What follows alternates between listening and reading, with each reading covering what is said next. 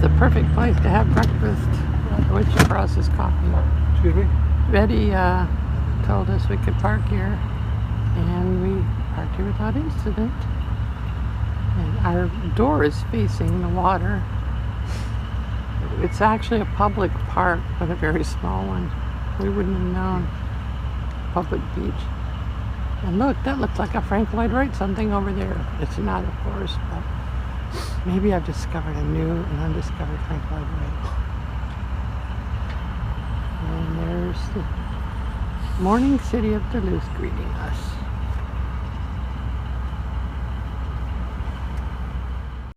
Leaving Park Point, going back into the city. This is the Canal Park District where we walked around last night. Here's another view of downtown Duluth from I-35 north.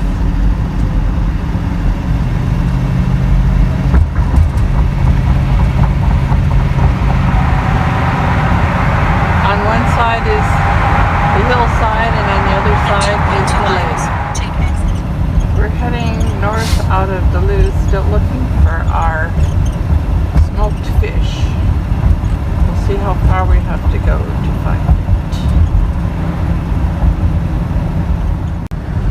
We're on the North Shore Road, which is down by the water, instead of on 61. It rejoins 61 at Two Harbors. So if we don't get our fish before then, we'll try to get it at Two Harbors. This looks promising. Kendall's Smokehouse. And there's somebody coming out. Russ Kendall's smoked fish, cheese, gifts, and souvenirs. There's a head in the window. There doesn't seem to be anybody waiting in line. Seems to be a bodiless head. More expensive than one of that. Cheese curd. Yeah, but these look fresh. Oh, yeah, I see what you mean. I see it's a whitefish. Oh, whitefish. Sugar cured whitefish.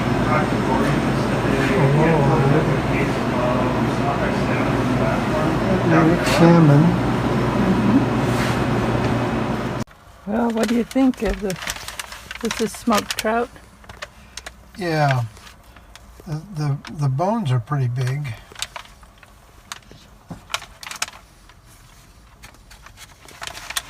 We need to get some crackers to go with it. Here. I think that's the way we ate it before. I think we just pulled it apart. Here you go, try that. That's our bones in there. And then we have the salmon, silver salmon. That has the bones in it too. Well, since you just bought a hunk of fish, I guess it would. Oh, those are huge bones.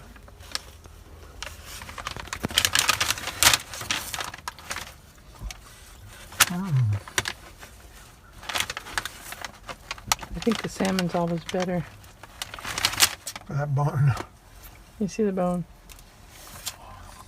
Wow. Yeah.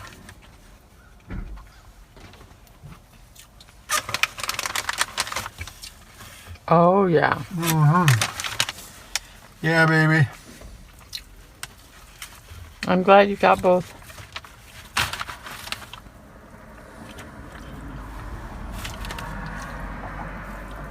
Okay, that's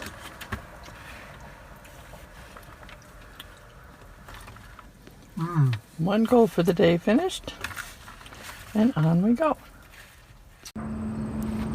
We're up on top of the city now along Skyline Parkway.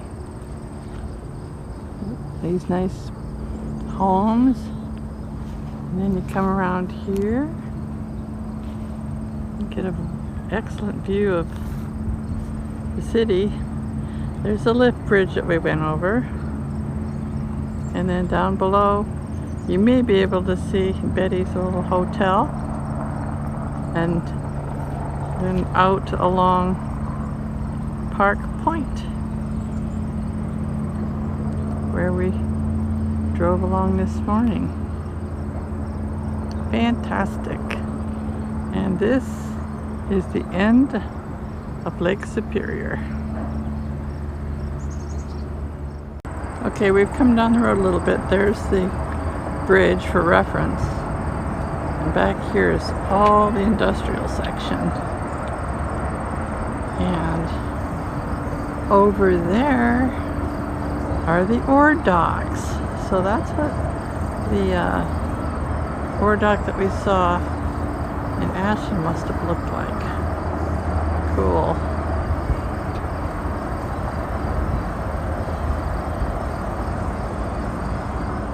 Hiking up to Enger Tower. Not sure what it is yet, but we'll find out when we get there. This is in Enger Park along the Skyway. Looks like we finally found Enger Tower. Pretty steep climb up here. Walking up inside the tower. Okay, we're at the top of Enger Tower. And here's a view of the city. Panoramic.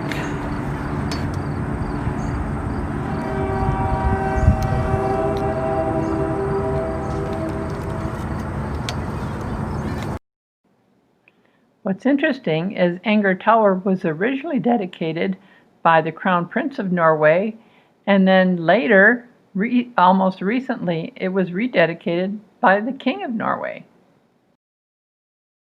We carved and planted a Franklin Wright letterbox at the gas station in Cloquet, and now we are heading west on US-2 again. Grand Rapids 37. That'll be our third Grand Rapids. We missed the one in Wisconsin. We're now in Grand Rapids, Minnesota, hometown of Francis Gum, also known as Judy Garland. Well, we didn't get to go to the Judy Garland Museum. It closed before we got here, and we don't want to hang around till 10 o'clock in the morning just to go to it. But here's the house she was born in, and there's a cute little Oz Park over there.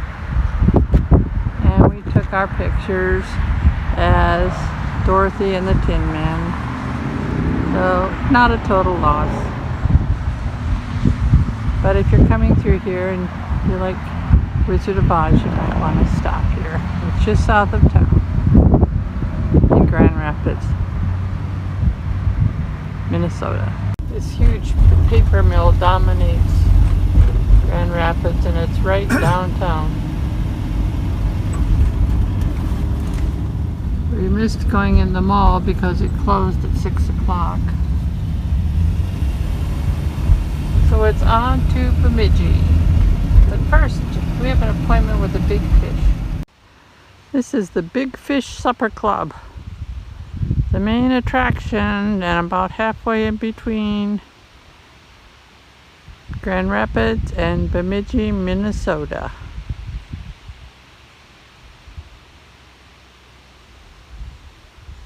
There's Art waiting for me. Well, it may be unusual, but there's a bottle filler at the outside of this rest area.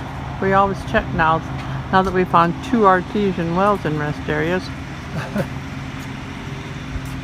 Well, I don't know if this is from an artesian well, but it is accessible water. So we filled up our jugs and our water bottles, and it's very cold water. There you go. We are at the Cass Lake rest area. Turns out this Cass Lake is named for the same person that Cass Lake in Michigan is named for. Governor Lewis Cass, governor of the Michigan Territory, who visited the lake in 1820 and incorrectly proclaimed it the source of the Mississippi. Huh. Shortly after I finished making the last video, we met this fellow named Chief Jay, a really friendly Indian chief, and he told us a lot of interesting things about the Indians in this area, and you can listen to it on the link below. He even told us the true source of the Declaration of Independence.